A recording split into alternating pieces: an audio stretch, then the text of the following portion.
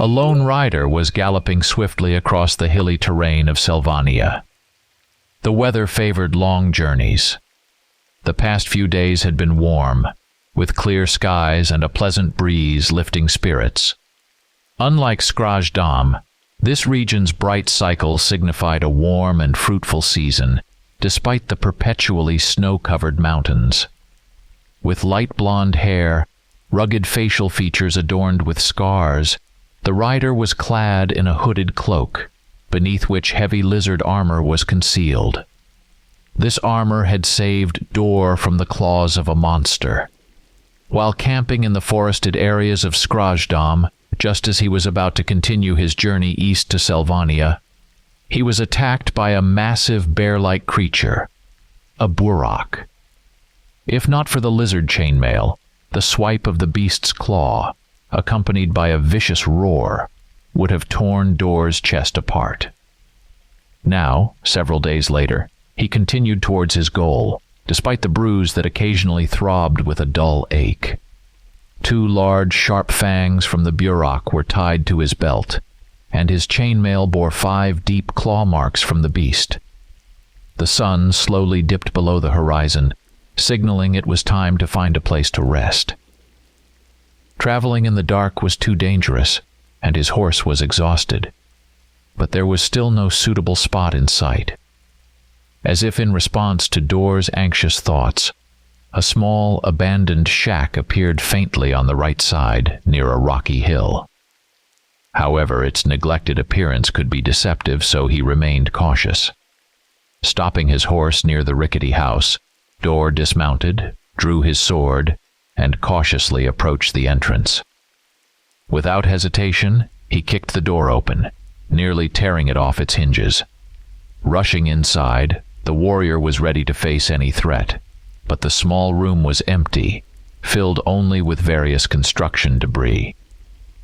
Dor brought his horse to the shack, tied the reins to a wooden post, and took his supplies inside. Apparently, some hermit had lived in this hovel, given its isolation from other settlements. Dor found it a bit strange to discover this place, but was grateful for the fortunate turn of events. Without the shack, who knows how the night in the open would have ended, and the long journey would have been in vain. Of course, when he bought the famous Orkan horse, Dor hadn't spent his own money. All his equipment, except for his personal weapons, was provided by the guild. The main concern was failing his first serious assignment given by the 4th elder.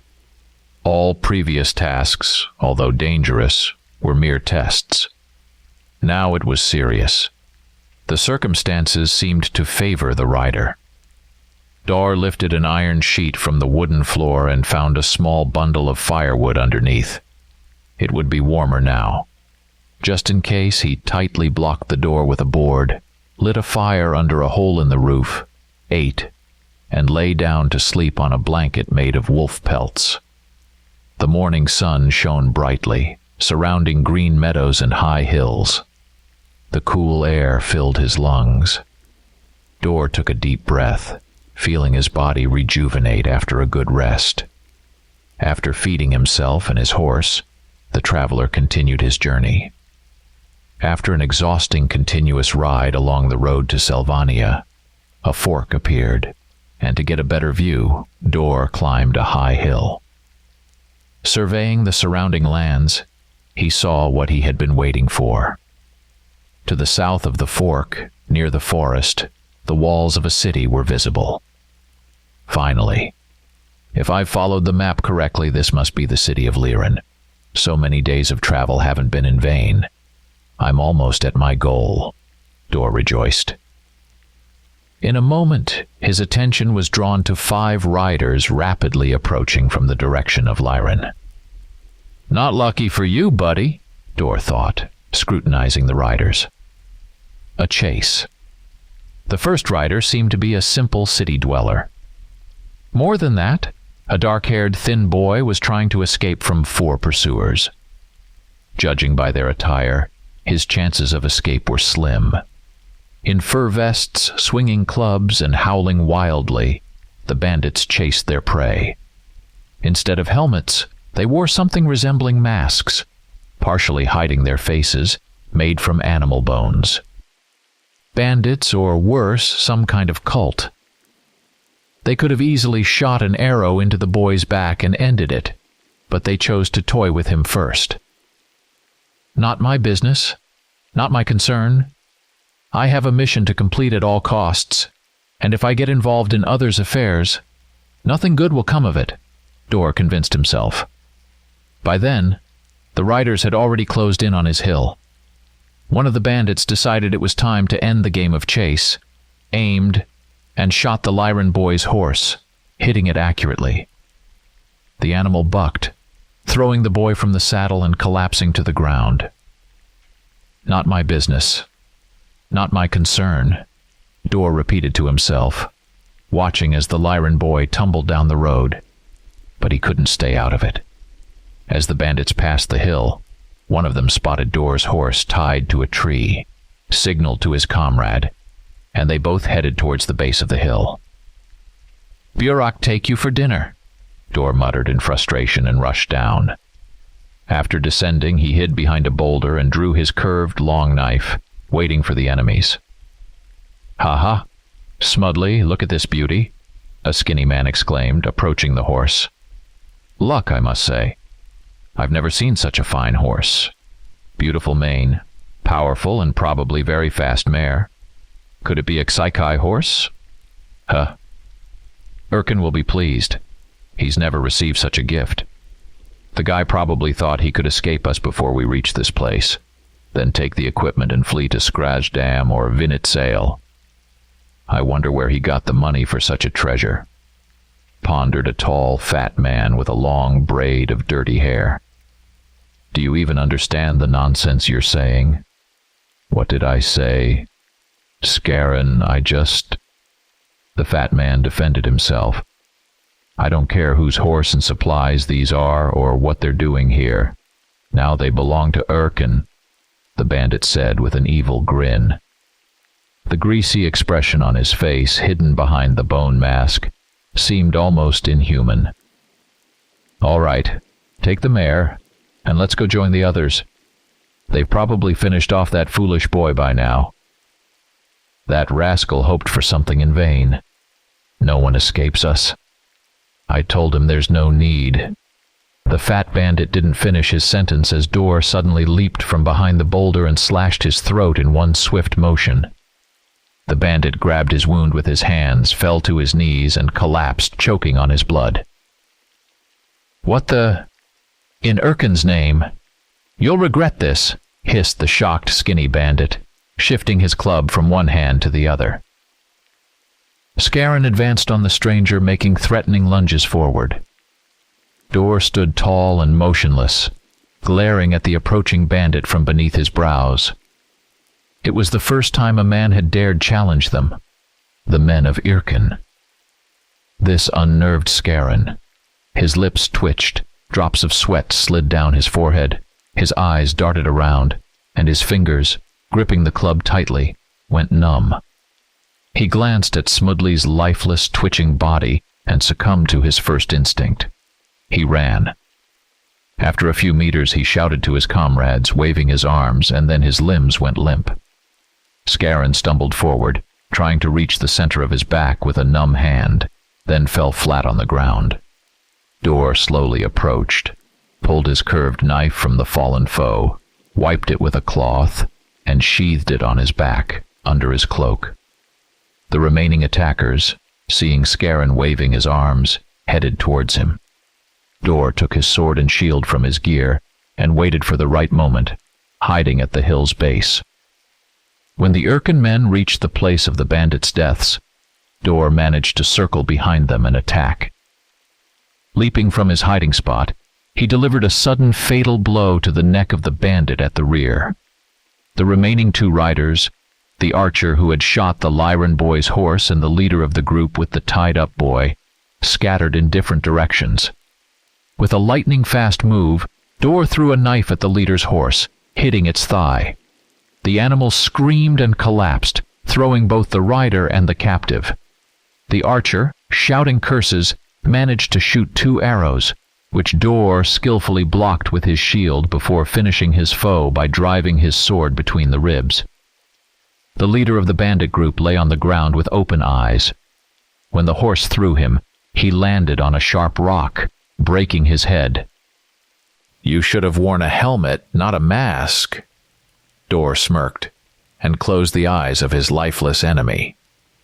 The tied-up boy lay on the ground, writhing in an attempt to free himself. Dor approached him with a knife in hand. The prisoner struggled to his feet and tried to run, but tripped and fell. Mumbling through the gag in his mouth, he backed away from the armed stranger. "Calm down, I won't hurt you. I just want to cut the rope," Dor said gently. The boy looked distrustfully into the warrior's eyes. Despite the kind and warm gaze, when the burly man leaned toward him, Xai kicked him, jumped up, and tried to run again but failed. The boy fell to the ground once more, this time taking a blow to his legs. Dor pounced and pressed the knife to the boy's throat, then removed the gag. "Go ahead! Werewolf cursed! Kill me and end it!" the captive shouted. "Listen to me! I'm not one of them! Can't you see that?" "Obviously. But I don't care who you are. Want to kill me? Do it. Just quickly, so I don't suffer," the boy said angrily and spat in Dor's face. "I'm not going to kill you, but if you do that again, I'll definitely finish you. Snake in your shirt," Dor threatened, sharply lifting the boy to his feet, then turning him around and cutting the rope on his hands. "Though I wasn't planning to save you either." "Then who are you? Where did you come from? And how did you so deftly handle the Urkins?" the boy asked in amazement. "Huh. So many questions. Who I am and where I come from is none of your business," the warrior said, sheathing his weapon. "My name is Dor." "Dor? What a strange name." "It is what it is. I'm Xikai." "Heh. And you call my name strange. Just call me Xai. Do you realize the Urkins might come after you now? No one will believe I handled them myself." "So what?" "What do you mean, so what? This is Urkin's cult. These people worship Urkin, a dead sorcerer cannibal who once led them. Haven't you heard of them?" Dor shrugged. "You're a madman." "So, where were you headed, Dor?" Xai asked, brushing himself off. "Has no one ever told you you ask too many questions? I suppose I won't get any thanks for saving you. All right. You said you didn't plan to save me, so you did it reluctantly. Why should I thank you? And by the way, what made you do it?" "The horse." "What?" "My horse. The Urkins saw my tied-up horse while I was on the hill. So you can thank it if you want to. Now answer one question and go your way." "You didn't answer any of my questions. Why should I answer yours?" "You've got some character. I told you why I saved you. So you got one answer. Now it's my turn." "Fair enough. Ask," Xi said, raising his right eyebrow. "From what I understand, you're from Lyran? I'm looking for someone in this city named Sadan. Do you know him?" "Yes, I'm from Lyran. I won't answer your second question until you..." "Listen, kid. I like your courage, but don't test my patience. Answer the question and don't even think about lying to me," Dor growled, grabbing Xai by the shirt collar. Okay, I know him. Or rather, knew him. He's dead. You can ask anyone, it's true. But why do you need him?" "I need proof of his death," Dor said coldly. "Proof? His grave is in the city cemetery. You can see for yourself. I just don't believe the official version of his death. I'm not concerned with the cause of death. I need him," Dor said. He released the boy and headed to his horse. "What do you mean? Do you need his body? You don't look like a necromancer or a sorcerer. I don't understand." "You don't need to. Go on your way," Dor said, mounting his horse. He tugged the reins slightly and headed toward Lyran. The recent events had worn Dor out. The rest at the hermit's shack had somewhat replenished his strength, but the battle and the long journey had taken their toll. He needed to rest and apply ointment to his chest, which had started to ache inconveniently. He was close to his goal: retrieve proof of Sadan's death from the grave, bring it to the Fourth Elder, and the task would be complete. After traveling a bit further along the winding road to Lyran, with the city and the nearby mysterious, gloomy forest getting closer, Dor's calm was interrupted by a familiar voice. "Dor, wait," Xai called, galloping from behind. Persistent kid. And I'm not at all surprised to see him again, Dor thought, stopping and turning his horse across the road.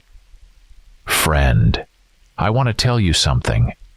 You know, I didn't just say I don't believe the official version of Sadan's death. I think his connection with the Urkins was made up for political reasons. Listen, I don't have time. I didn't travel all this way to delve into the problems of local residents. Hear me out. This is important. They needed it to turn people against the Urkin cult. That's all. The guards themselves can't handle them, so they want to provoke ordinary city dwellers. Yes, Sadan was a simple blacksmith. He lacked money, but he wasn't stupid enough to get involved with the cult. So this version is a lie. I knew him well. We often talked, and lately he spoke a lot about the Forbidden Forest. Sadan constantly questioned the residents about legends and stories of this dark place. About a month ago, 2 days before his death, I caught him with some tattered papers. He was studying the notes with fascination, and when I came, he immediately hid them. Notes? What did they look like? I told you, he hid them right away. I didn't get a good look. All right, what's your point? Don't interrupt, and you'll find out. I think Sadan went into the Forbidden Forest, which means he's dead anyway because no one has ever returned from there. And if you need proof, I don't even want to think about what kind. You won't find it in his grave at the cemetery. Then I'll go into your Forbidden Forest. Are you crazy? Did you hear what I just said? No one has ever returned from there. And those who were near the forest told such terrifying stories about unseen creatures living there that even the thought of them sends chills down my spine. This is the Forbidden Forest, Xai said indignantly. I need Sadan, and if he's in the forest, I'll go after him. To you, I'm a foreigner, and this place is not forbidden to me. Thanks for the help, kid. Go your way. Dor smiled, patting Xai on the shoulder. But it's death. You won't find anything but death there, Xai shouted desperately after the departing Dor. Wait, I'm going with you. Heh. Kid, don't you have anything else to do? Go back to the city and continue living. I can't go back to Lyran. The Urkins will find me sooner or later and kill me, and you could use some help. Help? Are you joking? You're nothing but talk. I don't care. I'm going with you. Kid, don't get ahead of yourself. I'm warning you, Dor threatened. I've said it all. If you disagree, you'll have to kill me and stop calling me kid. I have a name. Dor threw up his hands in resignation and allowed Xai to accompany him to the Forbidden Forest. What else could he do? He couldn't really kill the boy. As they rode, Dor pondered recent events. He felt somewhat guilty towards Xai. If it weren't for the horse, he wouldn't have gotten involved in the boy's problems, and Xai would be dead by now. And the fact that Sadan had gone into the forest would also be unknown. A sense of duty to the guild had let him down, and if not for the chance, the task might have reached a dead end. Now, this dark-haired, grimy, very brave boy was riding beside him, and although Dor said there was no help from him, Xai had already proven otherwise. Listen, since we're heading straight to our deaths, maybe you could tell me where you came from and why you need Sadan? The boy started talking. Dor looked skeptically at his new companion. then removed his right glove and showed him the back of his hand. A symbol resembling a target was depicted on it. What does it mean? Are you an archer? But you wielded the sword and shield so skillfully. This symbol signifies membership in the Hunters Guild. Heard of it? No, Xai replied with interest. It's in Kelsania, a country west of Skrajdam. We are hired by influential people. We catch the right people and deliver them to the designated place. I recently became a master of blades, and this is my first major assignment from our guild council. I must complete it, even at the cost of my life. The Hunters Guild? Sounds simple, like you're hunting for food. My advice to you, kid, is to keep your thoughts to yourself. If someone heard something like that in Goitram, you wouldn't live to see the end of the day. We have eyes and ears everywhere, so be smarter. All right.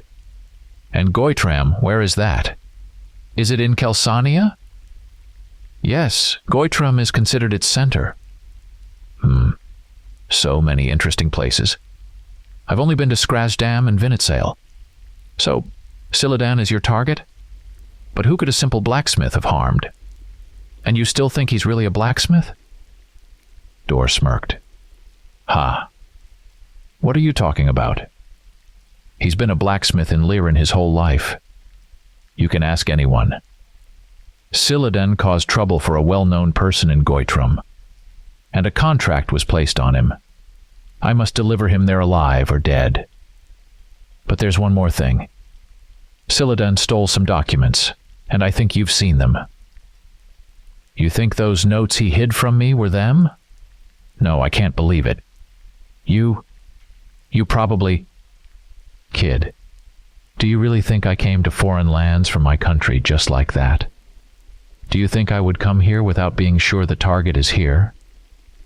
I'm telling you, we have eyes and ears everywhere. And if I was told that the spy posing as a blacksmith named Sadan is in Lyran, and he has stolen documents from Goitram's mages, then that's how it is. Xai fell silent and stared at the road. The forest was already very close, and that didn't make things easier.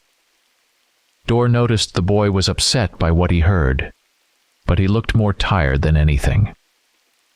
After several hills, the travelers reached the edge of the forbidden forest. The place was truly gloomy and terrifying. Well, here we are, Xai whispered, staring in awe at the tall, ancient trees. Having traveled long across the continent, Dor had seen many dark, dangerous corners and never expected to feel fear again. He had never seen anything like this in his life. It was as if nature itself resented this place. It lived its own life, and even the weather obeyed it. Bright sunlight barely penetrated here, and ankle-deep fog blanketed the ground. Moments later, the creaking of trees could be heard. It seemed as if they were communicating with each other, informing about uninvited guests. Dor swallowed hard and looked at the pale Xai. He stood, still mesmerized, staring at the crowns of the nearly black tree lords. His hands were trembling, and cold sweat ran down his forehead. For the first time in a long journey, Dor doubted the successful completion of this task, and with each second he regretted letting Xai accompany him. Kid, you still have a chance to back out. Go to Skrajdam. I have a friend there. Tell him that. No. I said I'm going with you, and I mean it, Xai interrupted. All right.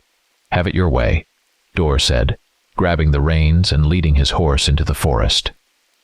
The closer the hunter and the boy got to the forest, the more nervous the horses became. Dor and Xai dismounted, and when they got close to the cursed place, the animals panicked and ran off. It was a shame to lose the Orkan mare, but what could they do? Looking at the forest, Dor himself considered fleeing, but duty came first, so there was no turning back. The forest wasn't very dense. A cart could easily pass between the trees. There were almost no leaves on them, making the tree lords look like grotesque, distorted creatures frozen in their sorrowful poses. The ground remained hidden by the fog. It felt as if something was crawling underfoot and someone was constantly watching from above.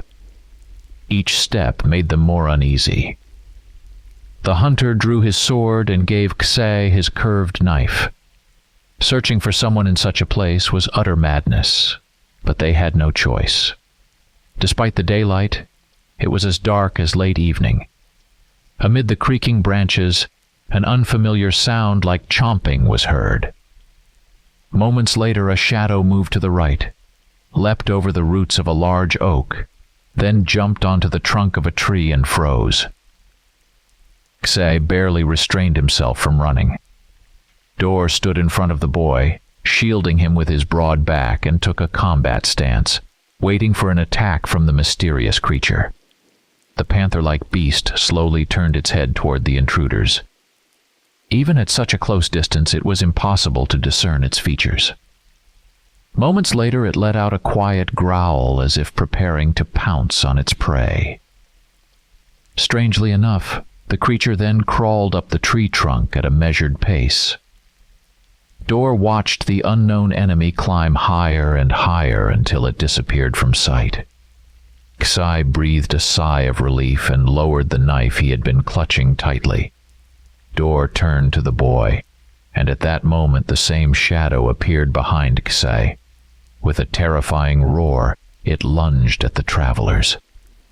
Grabbing the boy by the shirt, the hunter threw him aside and ended up in the path of the dark creature's attack, which he met with a lightning-fast strike of his sword. The blade sliced through the beast, but instead of falling, it dissolved into the air, turning into a black cloud of smoke. What was that?"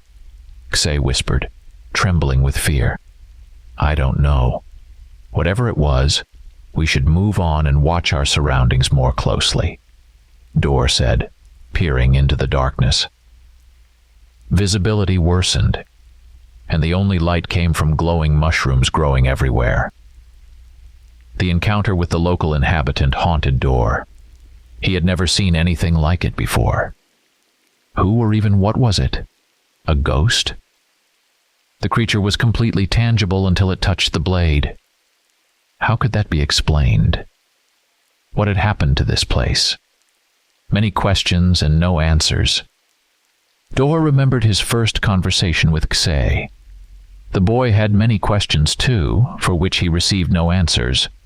But now the significance of these questions and answers was much greater. The feeling of being watched didn't leave them. The forest seemed to suck the life force out of them. It felt as if someone was consuming everything good and bright inside. Ksei, barely dragging his feet, trudged ahead. The hunter followed him, constantly looking around. Fatigue was taking its toll. As they passed another small hill, Dor stopped and rubbed his eyes again. He couldn't believe what he saw. He had felt a similar sensation while traveling through the Roken desert. He had walked for many days under the sun, and suddenly, before him, appeared a lake surrounded by a few palms. When he, filled with hope for life-saving water, ran towards it, the water body simply disappeared. Now, in the middle of the forbidden forest, where it seemed there was nothing but unseen creatures and sinister trees, he saw a small house with dimly lit windows. A small stream quietly flowed near the hut, and on the bridge stood a short old man in gray clothes, fishing with a net. "Kid, do you see that too?" Dor nodded. "Oh gods, I see it," Ksei exclaimed in amazement. "But how is this possible? Here? In the Forbidden? It's a mirage. Let's go. I've seen this before, and believe me, it promises nothing good," Dor said, and started to walk away from the alluring illusion. However, as they moved away, the old man on the bridge suddenly called out, "Young men, don't be afraid of me. I'm as real as you are. Ha ha ha. Come here, it's dangerous to wander the forest now. You'll run into phantoms, and it won't be pretty." What kind of devilry is this? How did he see us from such a distance? We haven't even come out from behind the hill. Let's get out of here. Even if he's real, he's probably a sorcerer of some sort. He'll lure us in, then poison us or turn us into something. Ksai said anxiously. Young man, I stand here and you see me. Why can't I see you? Don't be afraid. I'm not joking. Phantoms are prowling everywhere. This is their time. You may not believe me. It's your choice. But you won't last long. Several of them are already hunting you. You've angered them greatly. Door, what is he talking about? That black creature? Was it a phantom? Calm down and let me think, kid. This is madness. But what choice do we have? Let's check it out. It's better than wandering around the forest in the dark and encountering a couple of those black creatures. Besides, illusions don't talk, but he could very well be a sorcerer. Be ready. If he makes even one wrong move, cut his throat before I do, Dogger whispered. All right, old man. We're coming to you. No funny business. Come on in, come on in. I think you have many questions for me, and I'll be happy to answer them. I don't get visitors often here, the elderly man said as the travelers approached. They crossed the bridge and entered the hut. The dwelling was surprisingly clean and well kept. There was nothing in the room to suggest the old man was a sorcerer. A bed against the far wall, a nightstand and a chest next to it. To the left, a table with forest berries, and nearby, a fireplace that added warmth and coziness to the place. The old man was the last to enter the house, quietly closing the door behind him. Oh, I'm feeling cold. The nights aren't as warm as they used to be, he said, adding wood to the fire. Make yourselves comfortable, you must be hungry. I've just caught some fresh fish. I'll cook it quickly. No, thank you. Let's get to the point. Tell me, old man, how is this possible? Why do you live here in this cursed place? Why don't you go to the city? Dogger began. The old man silently placed the fish on the table, then took out a knife and began to scale it. Dor glanced at Ksai, who was already holding his weapon ready. I'm an old sick man. Who needs me in those cities? Besides, all that hustle and bustle isn't for me. It's calmer here in the forest, and as for the local inhabitants, we leave each other alone. Oh, I didn't introduce myself. My name is Barai. How did you know we were nearby? You couldn't have seen us. Answer, and don't lie to me, Dor threatened with his sword. I heard you. What? Ksai couldn't hold back. A few years ago, my hearing significantly improved, and now I can hear everything happening in the vicinity, down to the smallest details, not to mention your footsteps. What nonsense is this? Listen to me, Barai. You better not play with us, Dor exploded, approaching the old man. The elderly man put down the fish and knife and turned to face his guest. Dor looked at the old man and recoiled sharply. I'm telling you, my hearing improved, and it happened a few years ago after I went blind. Barai smiled. The dim light in the room enhanced the appearance of the blind old man, making him truly terrifying. Shadows danced across the room, performing their sinister dance. Everything became frightening.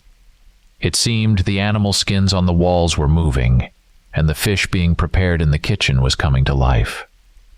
Ksai couldn't overcome the overwhelming fear. He stood paralyzed, staring at the old man. His long gray hair and thick eyebrows, greasy beard and sinister smile in the firelight were terrifying. But most of all, the disgusting scars where his eyes should have been. The image of Barai attacking Dor and tearing him apart formed in his mind on its own. Kshay, snap out of it, kid. Dor slapped his cheek. What's wrong with you? He... Yes, blind. Now it's clear how he hurt us. and he lives here because he once got lost in this forest and couldn't find his way out. Then he found this place and stayed, Dor explained. I lost my eyes during a hunt. Something like a fox attacked me. I didn't dodge in time, and it scratched my eyes. At first I could still see something, make out silhouettes, but then I plunged into darkness and discovered a new world of sounds and smells. I'm sorry, young men. I didn't mean to scare you. I still don't understand. How can you live here? This forest, it's forbidden, inhabited by creatures that... Young man, I've lived here for a long time and can say with confidence that the danger of this forest is greatly exaggerated. Yes, there are indeed many creatures, quite unusual and magical. You've probably heard many legends about them. Please, sit down and have a drink. It's a herbal infusion, Barai said politely, offering a cup of fragrant drink.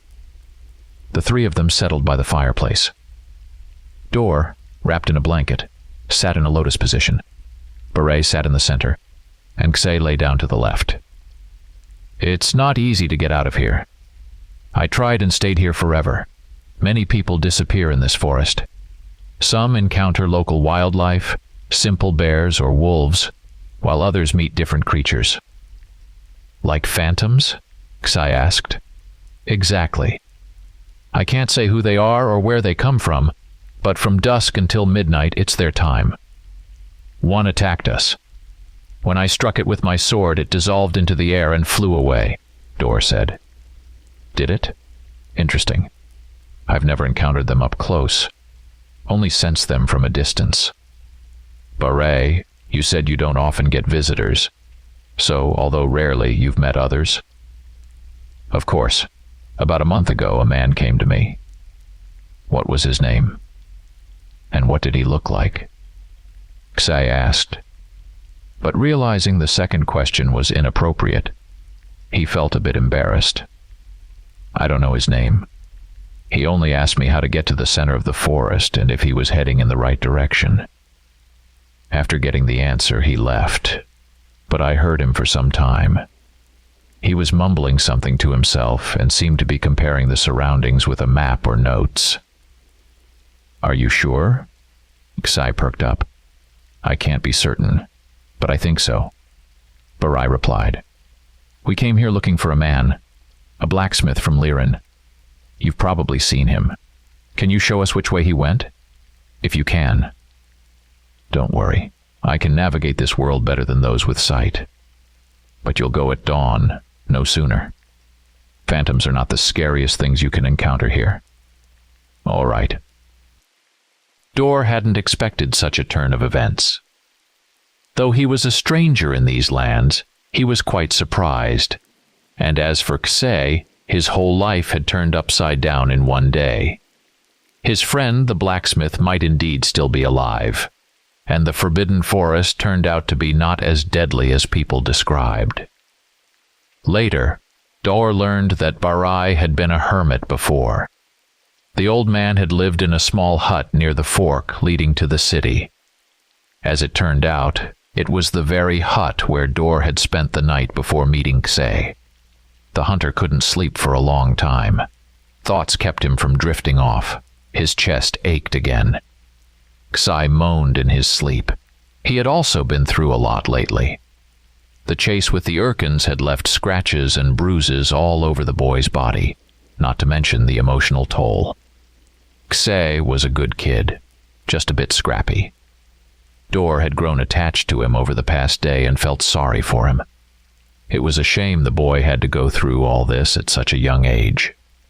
Who knows what tomorrow would bring, which could be their last day. Slowly, but surely, his thoughts lulled Dor to sleep. In the morning, the travelers woke to the old man's mutterings. He was bustling around the kitchen cabinet, searching the shelves for something. Finally, after a few moments, he found what he was looking for. Crumbling dry herbs into a pot on the table, he turned and said, "All set. Good dawn, friends." Dor couldn't fully trust the old man, but he also had no reason to suspect him. Not only did Barai give them shelter for the night, but he also treated Ksai's scratches and Dor's chest with a healing ointment that alleviated the pain. Outside, it hadn't become much lighter. The gloomy trees, their tops disappearing into the sky, no longer seemed so terrifying, and the sense of despair was gone. As if reading Dor's thoughts, the old man spoke. "You know, phantoms are not so frightening because of their appearance, but because of their oppression. They seem to feed on life energy, doing everything to make travelers regret being alive." "Well said, but they're not dangerous at this time, right?" Dor asked. "Not dangerous. But be very careful. The absence of phantoms doesn't mean there's nothing else to fear. There are things much scarier than sinister creatures."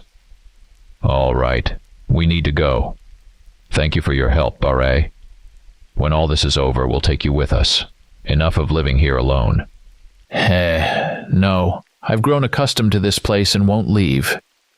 "Do you think I'm alone?" "Young man, you're greatly mistaken." "During the day, forest dwellers often visit me, simple animals, with whom it's much better than with people. I told you, this forest is magical. Everything here is unusual. The main thing is not to wander close to nightfall, although you can run into trouble even during the day." "I'll remember your words, old man. We need to go," Dor said, shaking Barai's hand. The hunter slung a bag of supplies over his shoulder, took his weapons, and with the boy, crossed the bridge over the stream and continued on their way. "Remember, the more darkness in your souls, the harder it will be to traverse the forest," the old man said, seeing them off. "And what does that mean?" Ksai turned around. "I've said all I needed to, young man. You'll remember my words when the time comes. Your blacksmith went that way." Barai pointed south with his cane. "Good luck. You'll need it." "Hey, what do you mean by that, old man? Do you hear me?" "Move, kid," Dor ordered. Ksai grumbled at the hunter and walked ahead. The forest was as unwelcoming and gloomy as ever. They headed south, weaving through twisted tree roots and overgrown plants. The feeling of being watched didn't disappear. Constantly looking around, they moved towards their goal, not knowing what lay ahead. The old man's last words troubled Dor. "The more darkness in your souls, the harder it will be to traverse the forest," echoed in his mind. What does that mean? How could it be connected? The more he thought about it, the more questions arose. But he couldn't forget the main task. Whatever happens, he must bring Sadan and the documents to the Hunters' Guild, alive or dead.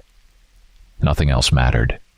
Suddenly, Ksai stumbled over a root, took a few awkward steps forward, and fell to one knee. "Are you all right, kid?" Dor asked. There was no response. The hunter approached the boy and saw that he was clutching his head, writhing in pain. "Are you sick? What's wrong?" It's fine," Ksai whispered, standing up. "You don't look fine." I said, "It's fine. Calm down, all right. Calm down." Dor understood perfectly well that something was wrong with the boy. Pale face, detached look, and sluggish gait, like a walking corpse, he trudged ahead. It was strange. All the minor cuts and bruises from the battle with the Urkins, Barai had treated with his mushroom healing ointment yesterday. By morning there wasn't a trace left. The boy was fine. What's the problem? What new trouble? The travelers moved on. It seemed like an eternity had passed. The hunter tried to talk to the boy several times, but Ksai responded irritably with short phrases, ending the conversation each time. After a while, Dor began to feel strange himself. He felt distracted, his legs grew weak, and a feeling of anger built up in his chest. He didn't have time to understand what was happening before he began to hate everything around him, especially the boy clumsily walking ahead. "Hey, kid," Dor growled. "What do you want?" "I told you I don't want to talk about it. Leave me alone," Ksai snapped irritably. "You miserable puppy!" the hunter roared, grabbing the boy by the collar with both hands and hurling him over the large roots of an oak tree. Xi tumbled onto the grass, rolled, and hit a tree trunk. "I'll crush you!" the foreigner yelled, raising his hands. A few seconds later, Xi, coming to his senses as if after a nightmare, managed to sit up, leaning against the tree. He couldn't understand what was happening. How did he get here? And why was his whole body aching? Where was Dor? There was a crack of branches from the front and a silhouette appeared. Xie, paralyzed with fear, couldn't move. His breath hitched. His heart skipped a beat. He wanted to jump up and run away, but his body wouldn't obey. Like a prisoner, he lay under the tree, helpless, only able to look at the demon with horror. A large, tall figure, Dor, holding a sword, slowly approached the boy. His face twisted in a vicious grin, and his eyes burned bright red. He slowly moved toward his victim, then, as if mocking, leaned in and growled. "Ready to die?" Dor, don't," Xie choked out in terror. Dor circled the boy like a beast, growling. "Please, it's me, Dor," Xie cried out through tears. "Kill him, finish him," said a voice. The warrior brought the sword blade to the boy's throat, leaned in, and looked at him with burning eyes. "Kill him. He led you astray. Because of him, you won't complete the mission. The boy deserves to die. Finish him," the voice shouted. "Dor, it's me! What's wrong with you? Please, Dor!" Xie cried out. "Kill him! Kill him!" "Ah!" the hunter roared and swung his sword. Then he fell to his knees, clutching his head. Xie opened his tear-filled eyes. Right next to his head, the sword was embedded in the tree trunk, and his friend knelt before him. "Dor," Xie whispered fearfully. I don't know what came over me," the hunter said distantly. "I was just following you, and then it was like I fell into a dream. I saw everything vaguely, but I couldn't stop. And that voice, that woman's voice. She wanted me to do it, and I couldn't. Dor, you did it. Otherwise, I wouldn't be talking to you now." "I'm sorry, kid. You should go back to Barai. It's too dangerous to stay with me. What if I lose control again?" "No, we're going together. It's not your fault this happened. None of us will survive alone, don't argue," Xie said, wiping his eyes. "You're right. Honestly, after seeing you in a rage, I don't want to argue with you anymore. I can't take it again." My heart nearly jumped out of my chest. Xie smiled. They continued through the forest, which hid many unseen dangers. The further south they went, towards the supposed center, the more ominous and sinister it seemed. The trees became more twisted, resembling mutilated creatures with claws. From time to time, strange sounds and rustles surrounded them, as if invisible forest dwellers were consulting on what to do with the guests. Xie and Dor walked in silence, each lost in their thoughts. The hunter thought about the illusion and remembered the old man's words. "The more darkness in your souls, the harder it will be to traverse the forest." What if that's what he meant? Now it all makes sense. Xie also felt uneasy. He had been fine in the morning, then suddenly turned into a weakened and irritable stranger, just like Dor. But unlike the boy, he was consumed by boundless rage, which nearly cost Xie his life. It all fits. The more bad deeds you've done in life, the more that voice can take over you. Xie was still young and probably hadn't done anything terrible, so they just took his strength, while Dor understood perfectly why he was entirely under the influence of the illusion. The past couldn't be changed. Only now did he realize this, began to think about it, and for the first time, he regretted that nothing could be fixed. The hunter looked at the boy, Surprised, he was still walking beside him. Xe didn't leave him, a foreigner, not at the beginning before entering the forest, nor now, when he almost lost his life. The boy was right. He could indeed help Dor, and he had already helped him realize many things the hunter hadn't considered. Concepts of friendship, true duty, and selflessness were foreign to the hunter. He blindly pursued his goal, thinking only of himself. And for what? Completing the mission, Dor would receive a reward and the Elder's approval, which would grant him certain privileges in the Hunters' Guild. And what of it? Who would benefit from this besides him? He didn't even know if Sadan was truly a spy. What if he really was just a blacksmith, as Xe claimed? What were those documents, and did he actually steal them? Dor knew nothing, blindly chasing the stick thrown by the Elder. Recent events had opened his eyes. What was the point of all this? Xe, a simple pretty boy, ventured into this cursed place, which many wouldn't dare approach, to find out the fate of his friend, if it wasn't too late to save him. The boy cared about the situation in Lyran, the people's problem with the Urkins, thinking of everyone but himself. He would undoubtedly give his life, if necessary, to help his friend. These concepts had been alien to the hunter before. Now he intended to correct his mistakes if it wasn't too late. And since he managed to stop and not kill the boy, there was still time. He would do everything to protect Xe from any danger. All that remained was to hope and believe they could get out alive. And if they succeeded, he needed to thank Barai. Although Dor didn't realize it at first, the old man had also helped him recognize his mistakes. Barai knew there would be a kind of test and hinted at it before they left. Heh, mysterious old man. What do you think? Are we far from the center? Xe interrupted Dor's thoughts. Hard to say, but I think we're on the right track, the hunter replied, looking around. Are you okay? Yes, just getting scared. It feels like phantoms are nearby. Although if we believe the old man, they shouldn't be around now.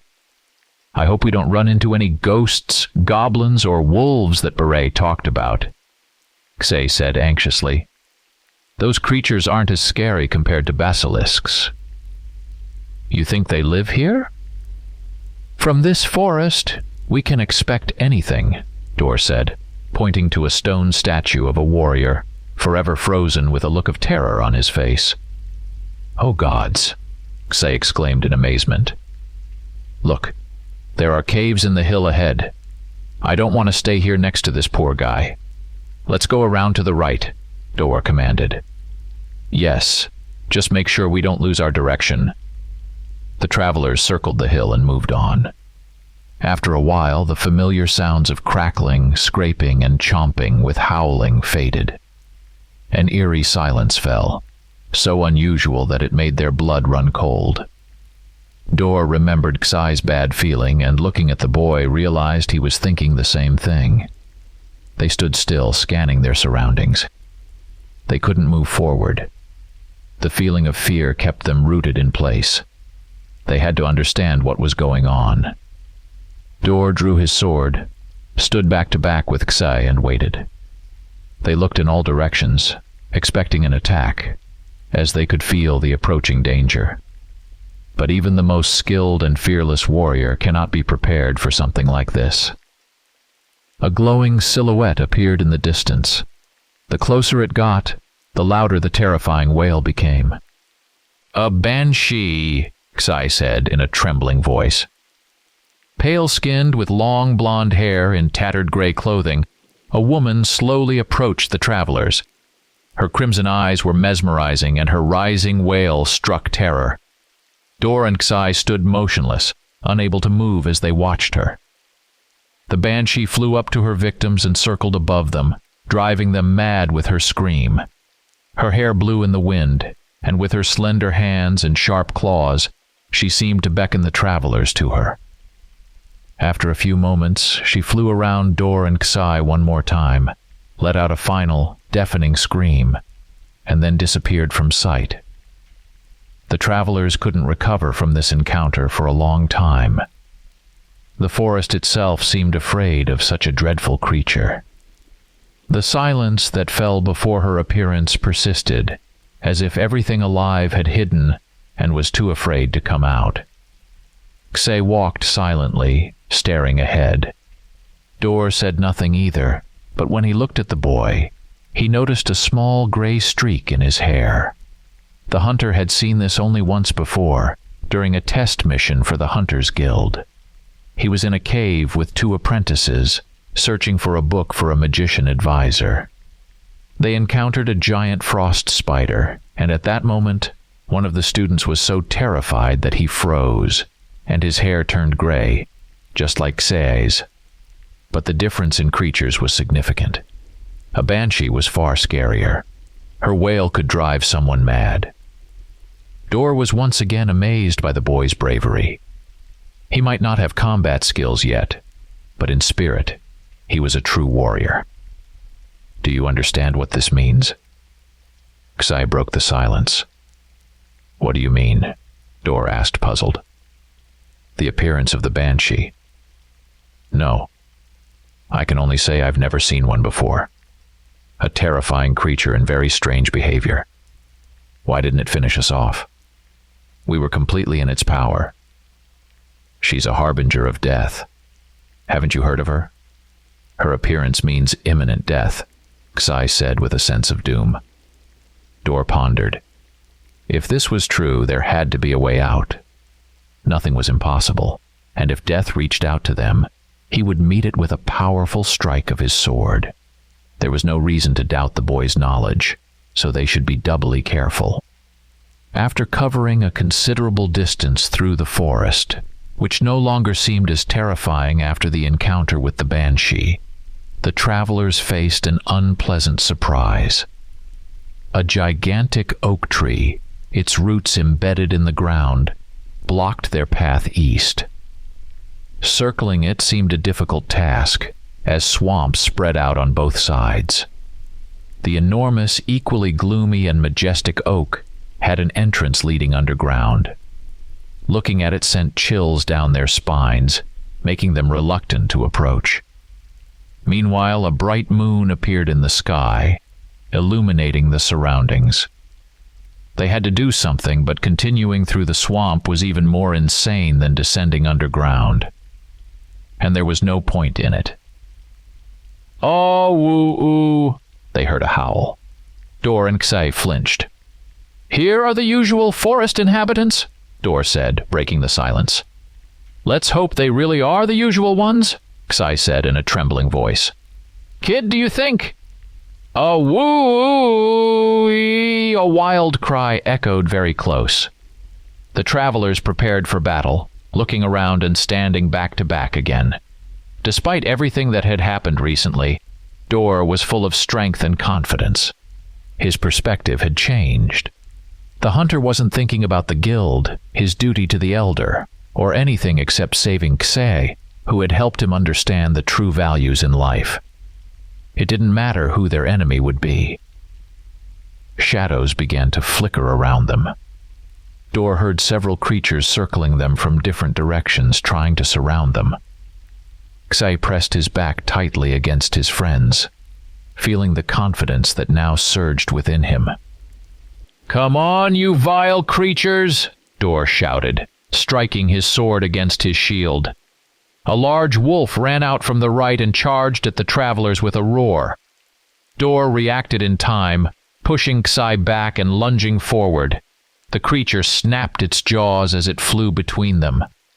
Baring its razor-sharp teeth, the beast prepared to attack when Dor kicked it in the mouth and then stabbed it in the neck with his sword. Meanwhile, another wolf appeared from behind and rushed at the boy. Seeing the enemy charging at him, Ksai ran toward the oak. As the wolf leaped at the fleeing target, jaws wide open, Dor threw a small knife at it. The weapon struck the beast in the head, turning its vicious growl into a pained whimper, and it collapsed to the ground, knocking Ksai over. The creature twitched a few times and died. "Are you all right, kid?" Dor smirked. "I think so," Ksai said, sitting on the ground and checking himself. "It's nice to encounter familiar predators in this forest," Dor said, helping the boy up. "Kid, what's wrong? They're just wolves." Ksai slowly stepped back. His hands were trembling, and his face was contorted with fear. He was staring at something behind Dor and couldn't look away. The hunter turned and froze. A creature stood a few steps away. It was hidden in the shadow of a tree, but it could be seen in general. 2 heads taller than Dor, with pointed ears, it stood on 2 legs, loudly sniffing the air and staring at its enemies. The piercing gaze of its silver eyes instilled fear, sending cowardly chills down their spines. The hunter slowly began to step back when suddenly, "Whoa!" the creature howled, then slightly bent forward, growling and revealing its wolfish face. "Werewolf!" Ksai shouted in terror. A moment later, a wolf's howl echoed from the forest. The werewolf moved toward Dor. The hunter shielded Ksai, and using his shield for cover, stepped back. After a few steps, Dor swiftly drew another throwing knife and hurled it at the creature. The beast seemed to anticipate the attack and leapt out of the way. The forest was alive with rustling sounds and light growls. The werewolf's kin were closing in, preparing to encircle their prey once more. Dor and Ksai stood with their backs against an oak tree. The werewolf, almost as if playing with them, approached slowly, not in a hurry to attack. Within moments, wolves emerged from all sides. The travelers were trapped in a deadly circle. There was no escape. Even if they broke through on one side, they couldn't outrun the entire pack. The presence of the werewolf nullified any chance of survival. One of the wolves attempted to attack Ksai, but retreated immediately when the werewolf issued a threatening growl, signaling that these victims were his to deal with. Dor handed the shield to Ksai in case any wolf decided to attack, then advanced toward the werewolf. This was a fight one-on-one. The beast and the hunter circled each other, eyes locked, neither daring to strike first. None of the wolves dared to break the werewolf's command. This played to Dor's advantage. Whatever the outcome of this battle, at least it would be fair. The werewolf let out a deafening howl, announcing its attack. Dor, with a sword and knife in hand, also cried out, and they clashed. The beast lunged at the hunter, but Dor dodged to the right, avoiding the attack. In the fall, Dor threw a knife, striking the werewolf's leg. The beast roared in pain, leaped high, and landed 2 steps away from Dor, then struck a powerful blow with its clawed paw to the hunter's shoulder. Dor was thrown several meters away. Instead of pouncing and finishing off its prey, the werewolf played with it, slowly approaching Dor. Saliva dripped from its mouth, its fangs, like curved blades, gleaming in the moonlight. The creature growled, ready to tear its prey apart. Dor barely managed to stand. The blow was very strong, and blood oozed from the torn shoulder. The claws had cut through metal and flesh alike. His left arm hung limp. Just a little more, and he would have lost it entirely. The werewolf stood over the kneeling man, lowering its vicious snout, then spread its paws, straightened to its full height, and threw back its head, howling at the moon to proclaim its victory. His kin joined in the howl, while Ksai, hiding behind the shield, sat on the ground in tears, watching in horror as his friend's end came. At that moment, Dor picked up the sword he had dropped after the fall, leaped up, and thrust it into the beast's throat. The howl abruptly stopped. The werewolf took 2 steps back. Its paws hung lifelessly, and choking on its own blood, it collapsed to the ground. The wolves, not daring to attack, growled and howled. Ksai ran to Door, looking around, trying to anticipate the next attack. "Kid, lie down on the ground and cover yourself with the shield," Door said, barely able to speak through the pain. "What? Why?" "Do as I say," Door commanded, struggling to stand. Then he stood over Ksai, who fit entirely under the shield as instructed. Door knew that wolves were cowardly but not stupid. Even though the werewolf was defeated, they still outnumbered them. The wolves wouldn't hesitate long before attacking. Door dropped his sword to the ground, clenched his right fist tightly, and began to utter some words. Bright beams of light appeared, swirling around the travelers. The louder Door spoke the mysterious words, the brighter and more numerous the beams became. A wolf with a light-colored mane lunged at the hunter but caught fire upon entering the light beams, yelping as it fled. More beasts emerged from the forest. Meanwhile, a fiery sphere formed around Door and Ksai. When the entire wolf pack attacked the travelers, Door shouted the final word, and the fiery sphere exploded, flames pouring out in all directions, consuming everything in their path. Ksai regained consciousness, pushed the shield off himself, and saw Door lying motionless nearby. All around, the earth was scorched, and charred wolf bodies lay scattered everywhere. Ksai couldn't understand what had happened. He crawled to the hunter and gently shook him, but there was no response. Ksai began to cry. His only friend, who had saved his life numerous times over the past 2 days, was now gone. There was no longer any reason to fight. All that remained was to lie down and wait for death. Damn Banshee. He had known it was a harbinger, but what was the point of thinking about it now? Ksai was alone in the forbidden forest. His friend was dead and his own end was near. Consciousness slowly left Ksai. The last thing he saw were dark silhouettes with lights approaching from the direction of the oak tree. "Youth? Wake? Wake up," said a voice. "Don't worry. He will recover. Come, let's let him rest. Tomorrow you can speak with him. You will have plenty of time then," said another voice.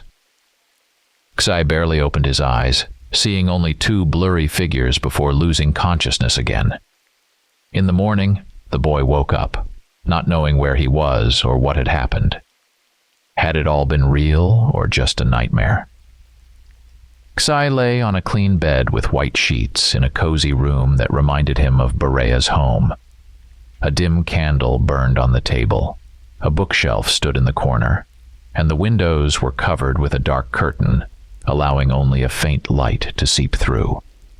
Door. Where is he? Ksai's mind raced. He got out of bed, approached the door, and pulled the handle. It opened, flooding the room with bright light. The boy squinted and shielded his eyes with his hand. After the long journey through the gloomy forest, the light was too bright for him. "Oh, you're awake," exclaimed a familiar voice. "Where am I? Who are you?" Ksai asked, adjusting to the light. "And where is my—" "Come, boy, I will take you," replied a bald old man in beige robes with thick white mustaches.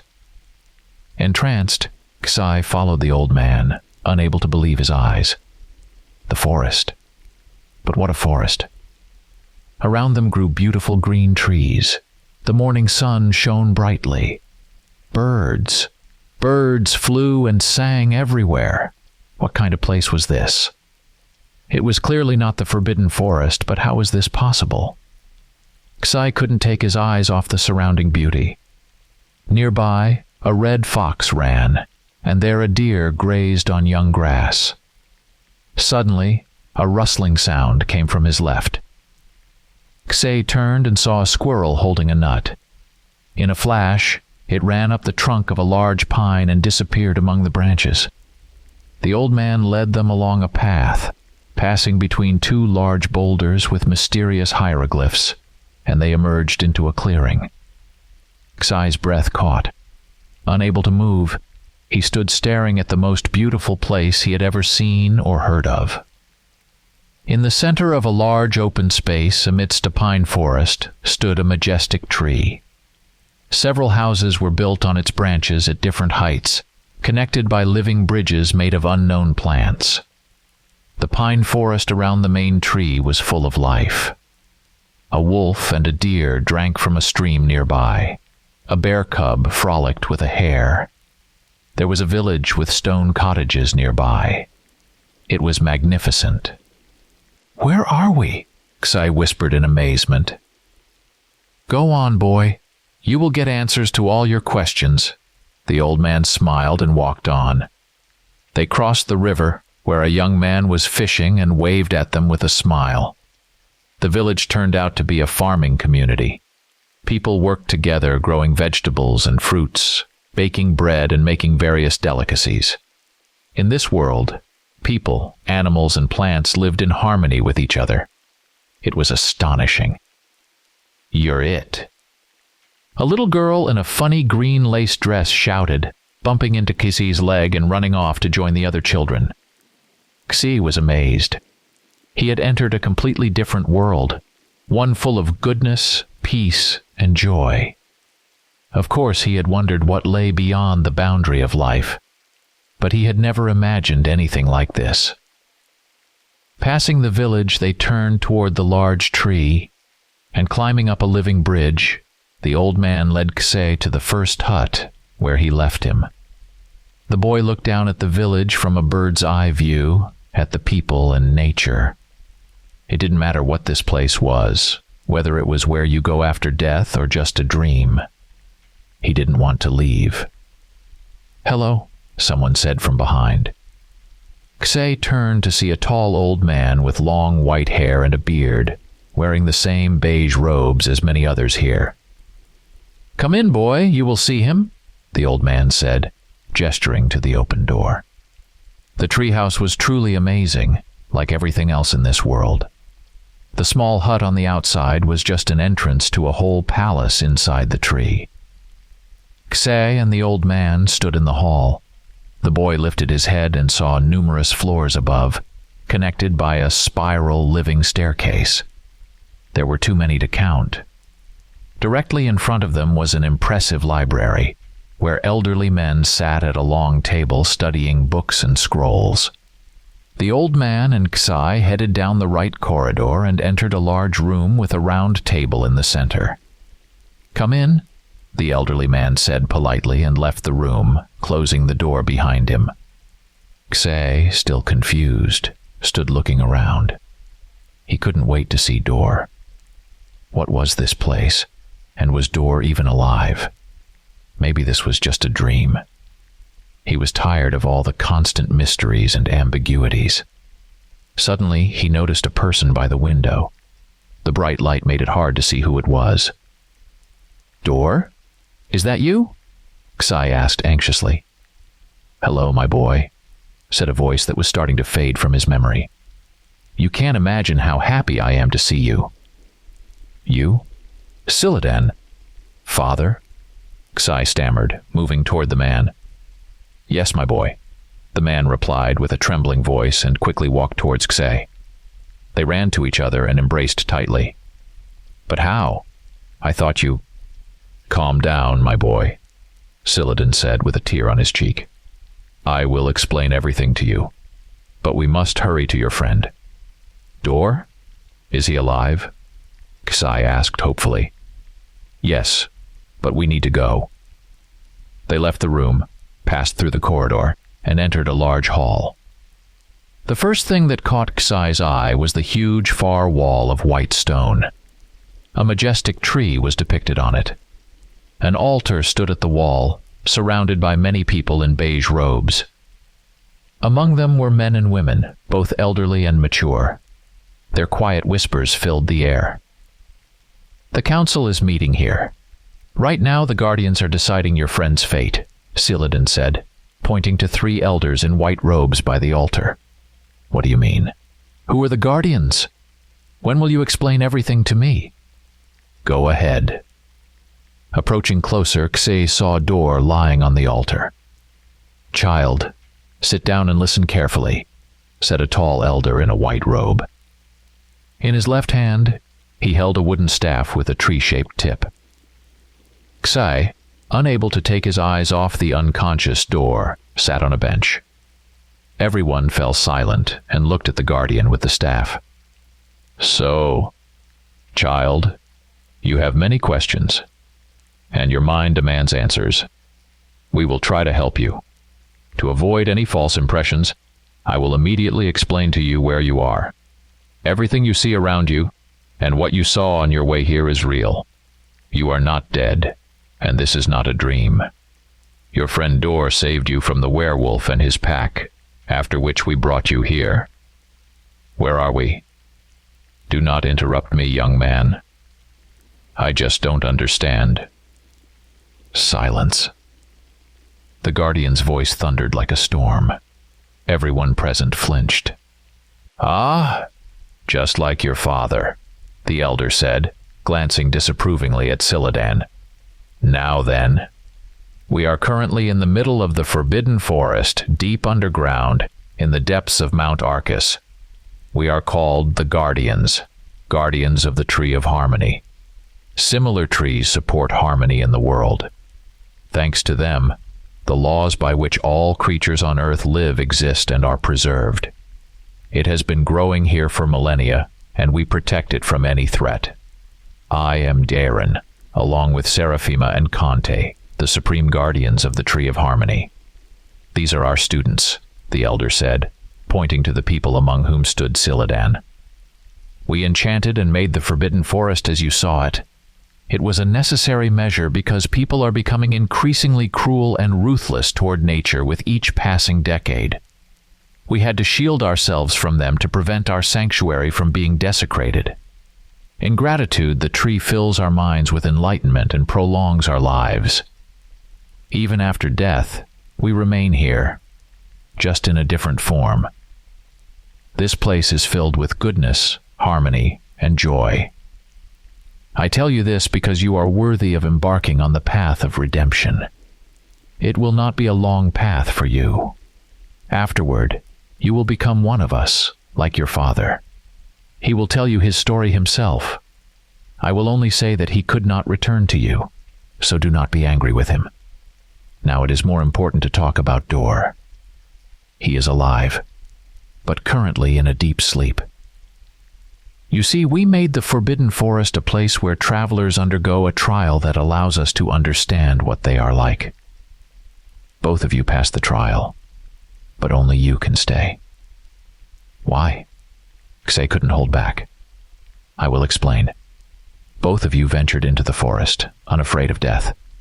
For several months, except for Sadan, no one has come to us. You wanted to find your father.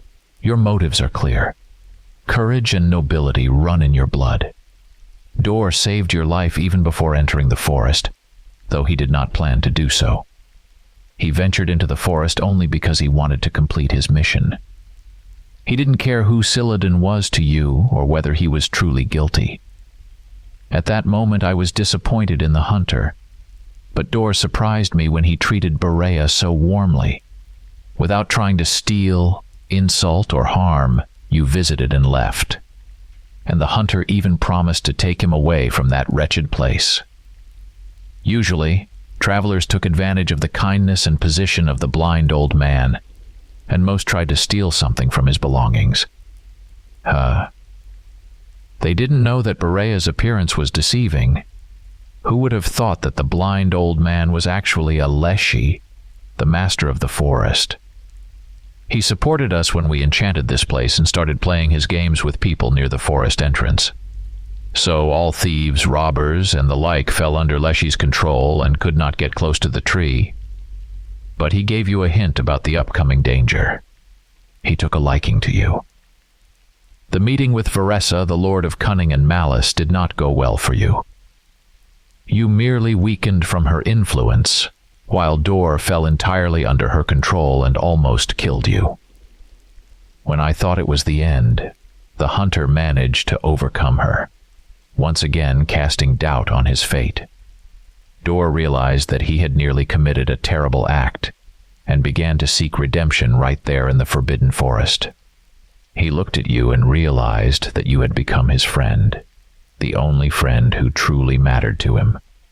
He understood that he had been blindly following the path of selfishness, doing everything only for himself. Dor began to see the world differently thanks to you. Honestly, I was surprised and delighted by this. I thought that for the first time in a long time, fate had given us 2 future students. But I was troubled by the fact that Veressa had been able to control your friend so completely.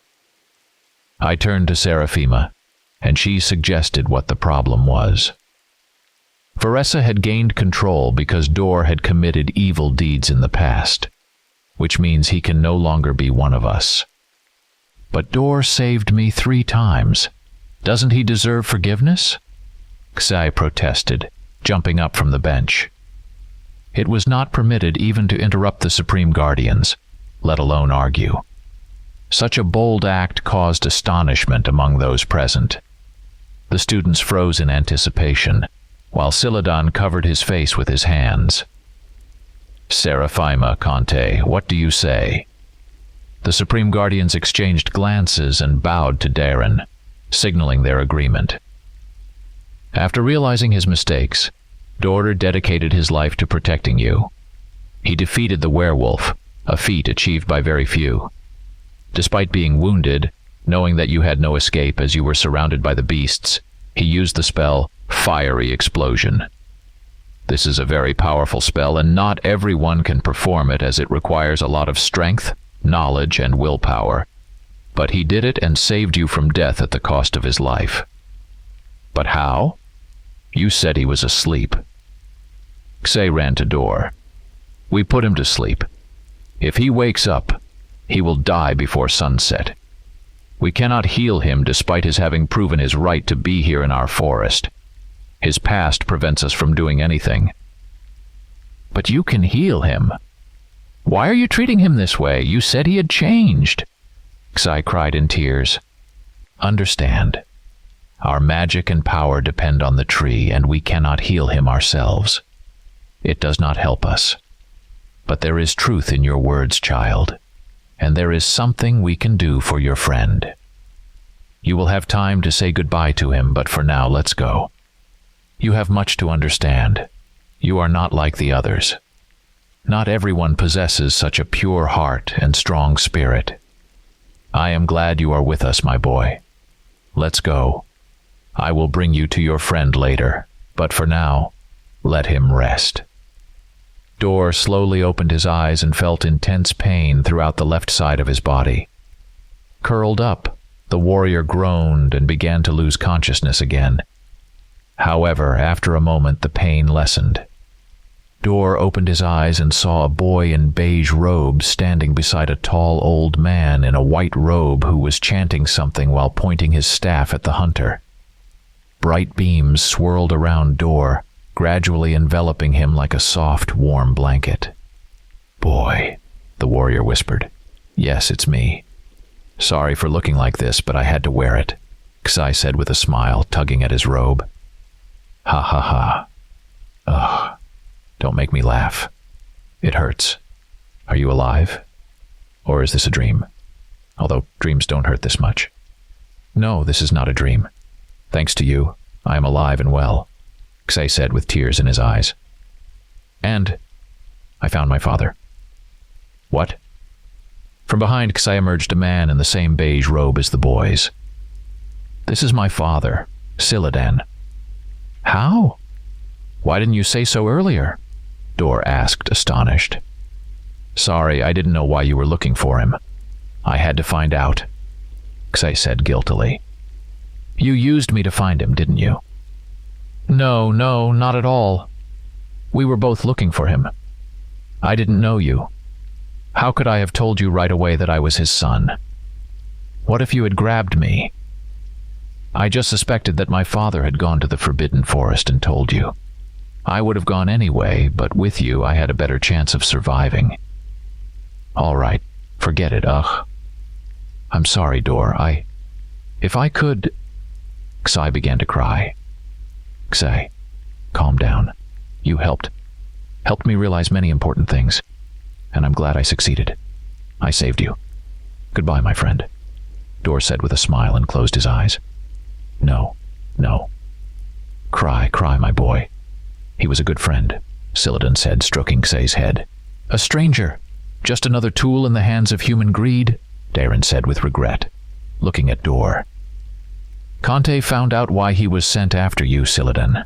Someone from the Hunters Guild spies in Lyran learned about the scrolls you had on us. They wanted to get here and gain knowledge, power, and control over the tree. Fools. Humans will never understand that they are just part of this world and do not own it. Let's go. He needs to be prepared for the ritual. For what? Ksai sobbed. I told you, there is something we can do for your friend. He has died, but his spirit will live with us in the chambers of the tree. Maybe one day you will see him. The guardian Dairon smiled. That same day before sunset, the guardians performed the ritual on Dor, and Ksai became a student of the Tree of Harmony. Arg, how many times have I told you, you need to properly learn the spell before using it? Glory, the dog. Why did you turn him into a frog for the third time? Ksai said indignantly. Father, it just happened. I did everything right. Honestly, I don't understand how it happened, the boy said, puzzled. I know how it happened. Maybe it's because Glory is your transmutation magic teacher's favorite dog? No, it has nothing to do with that, Arg replied with a smile. Quickly, go to the mill to your mother. She has been waiting for you. It's in our family, Sadan smiled. You are right, Ksai replied, casting the necessary spell to return the dog to its original form. The dog whimpered and ran past the stone cottage to the main street of the village. Your initiation is soon. Haven't you forgotten? I know, but I still need to gather berries in the forest. I'll make it. All right. Ksai took a wicker basket from the bench and set off along the path to the forest. The day turned out to be successful. Even before the initiation as senior students, he managed to do many things and even learn a new spell. Ksai came out into the clearing where special berries grew, resembling strawberries in taste. As he began to collect them, a large wolf appeared from the forest. The animal sat on a small earthen ledge, watching Ksai. In the past, encountering a wolf would have meant trouble, but here in the new world, every animal was a good friend to humans. The man approached, took a piece of roasted chicken from his bag, and placed it before the predator. Here, friend, eat, Ksai said, stroking the powerful neck of the animal. The wolf accepted the gift and began to devour it greedily. You know, I've seen you more than once. Are you following me? Ksai smiled. The satisfied beast let out a short growl and ran toward the forest. His kin met him. Before disappearing among the trees, the wolf turned back, and Ksai met his gaze. There was something unusual about this predator. His gaze seemed so familiar, warmly inviting and kind. After the animal vanished among the trees, Ksai sat on the hill for a while, deep in thought. His heart felt warm and cozy, as if something long missing had finally returned.